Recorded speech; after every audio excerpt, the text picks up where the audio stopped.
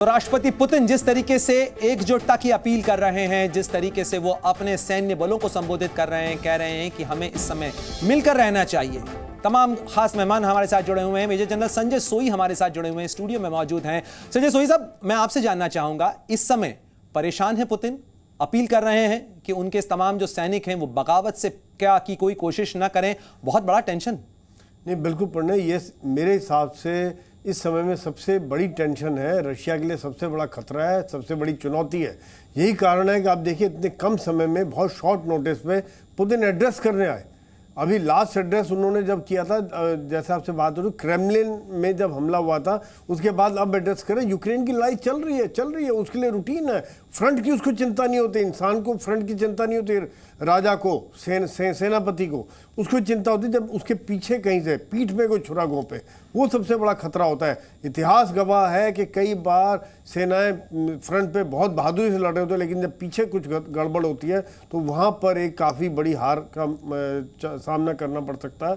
और WagonR group, जैसे आप जानते हैं कि एक मर्सिनरीज का ग्रुप है, सेम उनका ड्रेस है, सेम हथियार हैं, सेम उनके पास लड़ने का तरीका है और रशियन सेना के साथ मिलकर लड़ते रहे हैं। और 2014 से, चाहे वो क्रीमिया हो, चाहे डोनबास का इलाका हो, वहां पर वो बिल्कुल सर, और अपनों की ही ये दगा जो है वो राष्ट्रपति पुतिन के लिए सबसे बड़ी परेशानी बन रही है। रविंद्र सचदेव जी और तमाम खास मेहमान हमारे साथ जुड़े हुए हैं, विशेषज्ञों का हम रुख करेंगे। रविंद्र सचदेव जी, जिस तरीके से पुतिन और प्रिगोजिन बेहद करीबी माने जाते रहे, लेकिन क्या यह माना जाए कि इस बगावत के पीछे कहीं ना कहीं इस लंबी चलती लड़ाई से परेशान रूस के कुछ जनरल्स भी हो सकते हैं? क्योंकि ये लगातार खबरें आती रही कि इस लड़ाई को लेकर कहीं ना कहीं अंदर भी दरारें हैं।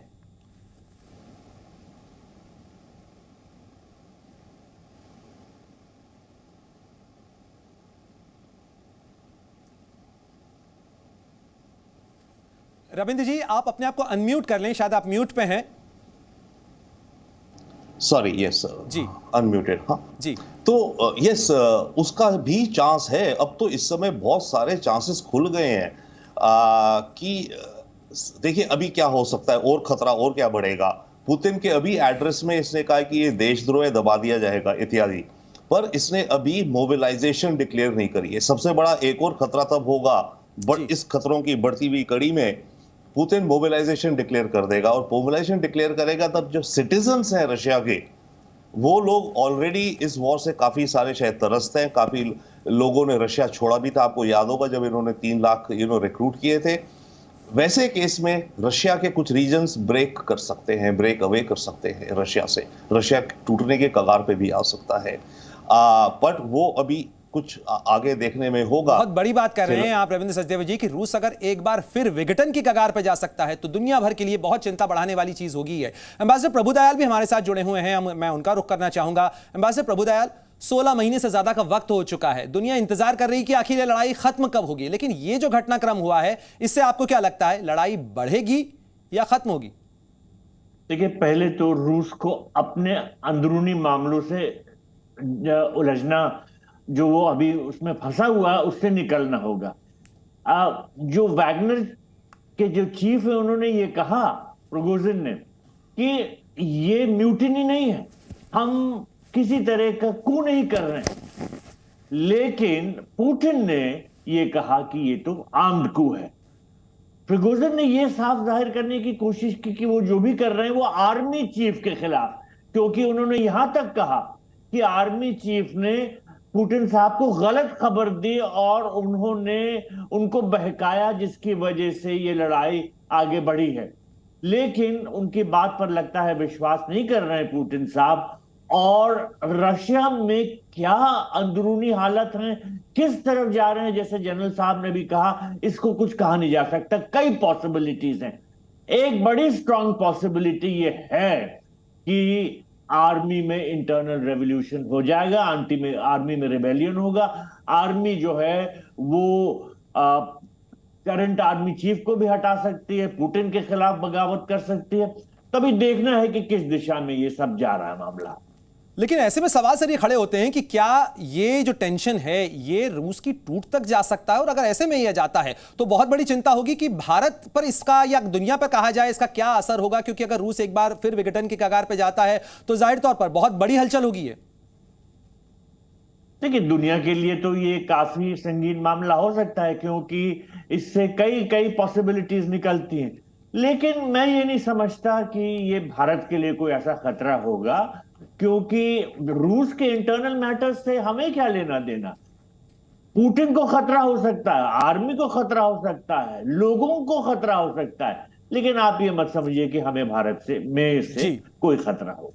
बिल्कुल। और प्रोफेसर अमिताभ भी हमारे साथ जुड़ गए हैं, मैं उनका भी रुख करना चाहूंगा। सर, अगर अंतर्राष्ट्रीय राजनीति या रूस के घटनाक्रमों के लिहाज से कहा जाए तो क्या ये कहा जा सकता है कि ये जो संकट है ये बीते करीब 2 दशक के ज्यादा वक्त से रूस की सत्ता पर काबिज, उन्हें तो जार तक कहा जाता है पुतिन को, ये पुतिन के लिए सबसे बड़ी चुनौती और सबसे बड़ा संकट हो सकता है? देखिए, मैं एक बात बहुत स्पष्ट कर दूं कि ये शंकाएं निर्मूल हैं कि ये एक मिलिट्री कू है, या पुतिन को चैलेंज किया जा रहा है, या पुतिन को हटाया जा सकता है, या फिर से एक तरह से रूस का विघटन होगा। पुतिन अभी भी सत्ता पे काबिज हैं, 75% से ज़्यादा का सपोर्ट उनके पास है। हाँ, इतना है कि उन्होंने वैगनर पे कुछ ज़्यादा विश्वास कर लिया था, और जिस तरह से वैगनर के कथन भी आ रहे थे पिछले दिनों, आपने देखा होगा, आपने सुना भी होगा कि जिस तरह से वो रिएक्ट कर रहे थे, उनको देख के लग रहा था कि अब ये सुइसाइडल मोड में है। और ऐसा नहीं है कि वैगनर ने ये जो भी किया हो बिना किसी के प्रश्रय के किया हो, मैं ये नहीं कह रहा हूँ। आपको याद होगा, दिमित्री पेस्कोव के बेटे भी वैगनर ग्रुप ज्वाइन किया था। एक डिप्टी फॉरेन मिनिस्टर, उसने भी वैगनर ग्रुप ज्वाइन किया है। कहीं ना कहीं कुछ सिंपैथी इस वैगनर ग्रुप के लिए है, क्योंकि उनको ये लगता है कि जो जीत का श्रेय बाखमुत, सोलेदार या अन्य जगहों पर जो उनको मिलना चाहिए था वो नहीं मिला है। और वैगनर जिस तरह से रिएक्ट किया है, और जिस तरह से उसने रूसी सेना की भी मदद की है, खासकर बाखमुत मान लो, उसको नजरअंदाज नहीं किया जा सकता है। और 1 महीना पहले तक आपने देखा होगा, पुतिन साहब ने बड़े स्पष्ट शब्दों में वैगनर आर्मी की तारीफ की थी। तो लेकिन कहीं ना कहीं देखिए, मर्सिनरी सोल्जर्स हैं, पेड सोल्जर्स हैं, भाड़े के सैनिक हैं, इनको किसी और ने भाड़े के लिए खरीद लिया होगा। बिल्कुल, भाड़े के लिए भले ही इन्हें एम्प्लॉय किया गया हो, लेकिन आज ये दगा का सबब बन रहे हैं। शुक्रिया आप तमाम मेहमानों का हमारे साथ जुड़ने के लिए, जी न्यूज के दर्शकों को ये तमाम पेचीदगियां समझाने के लिए। जी न्यूज।